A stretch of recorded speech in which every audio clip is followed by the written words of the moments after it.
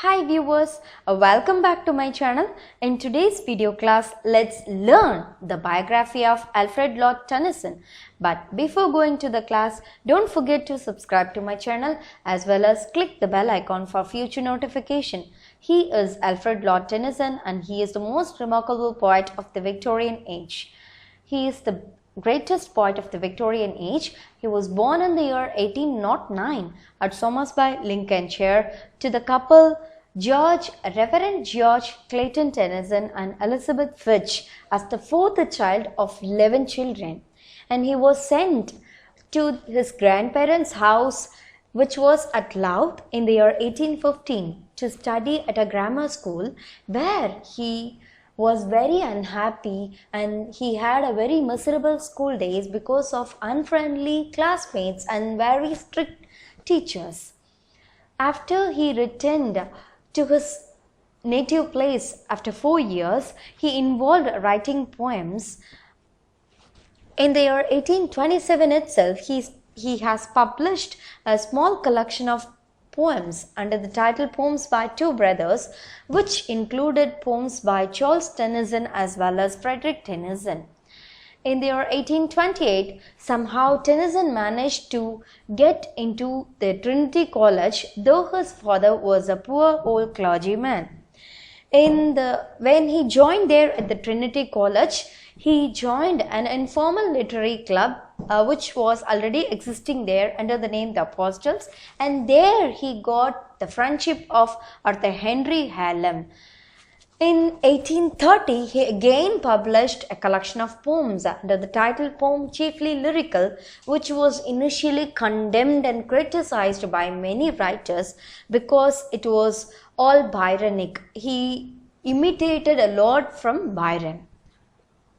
Then again in the year 1830, along with Henry Hallam, they traveled to Spain to join the army of insurgents which was against King Ferdinand. But the details of whether they joined the army or not, we didn't get. Then in the year 1831, the duo returned and Tennyson left the university without taking his degree itself because of his family's poor situation. In 1832, he again published another collection of poems under the title Poems itself, which included many fine and beautiful poems like The Lady of Shalott, The Palace of Art, The Lotus Eaters Oneno, and A Dream of Fair Women.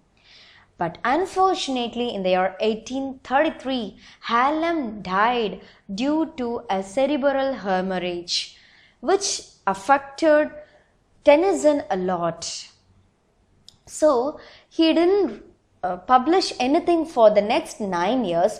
Though he didn't publish, he continued to write about his friend Henry Hallam, and those elegies were published in the 1850s. Next, in 1842, he again revised his collection of poems, which was already published under the title Poems. This time it had been published under 2 volumes, which consisted of the best poems like Ulysses and Maud the Arthur. In 1847, another collection of poems, The Princess, was published. It was only after these collection of publications the world acclaimed Tennyson as a very notable and celebrated poet. We can rightly call 1850 as a golden period in the life of Lord Tennyson, because it was in that year he was appointed as the Poet Laureate of Wordsworth, and then in the very same year he got married to his beloved, who had been waiting to take his hands in marriage for 13 long years. And next, in this very same year, his another masterpiece In Memoriam about his friend Henry Hallam was published. Then I must tell you one more thing about The Princess, a collection of poems, because it was even appreciated by Wordsworth. After reading this poems, Wordsworth, he wrote directly to Tennyson saying that it was a dream to him to have published such a masterpiece like The Princess, but he couldn't make it out, and so he congratulated Tennyson for making it out, and that too in a very good style and form. So it was in this poem, in this collection of poem, Tears, Idle Tears poem is found, which is also a very remarkable and widely read poem. In the next year, 1853, he built a home at Aldworth, which was in Surrey, and he called it as Aldworth House. Then in the year 1859, his most remarkable work, and that to his masterpiece, The Idylls of the King, was published.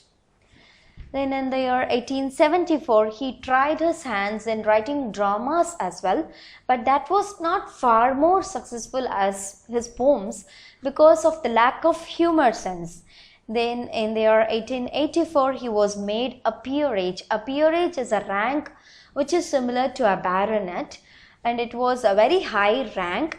Tennyson was the first literary figure to receive that kind of high rank.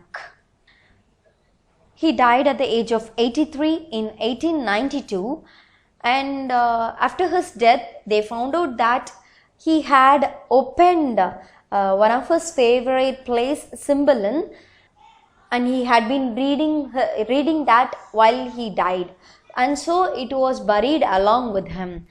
And some other things that I want to tell you about Tennyson is his major themes include death, nature, grief, spirituality, time and courage as well.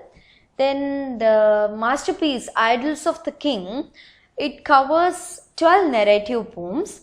And then Morty the Arthur, it talks about the story of King Arthur and his 12 knights.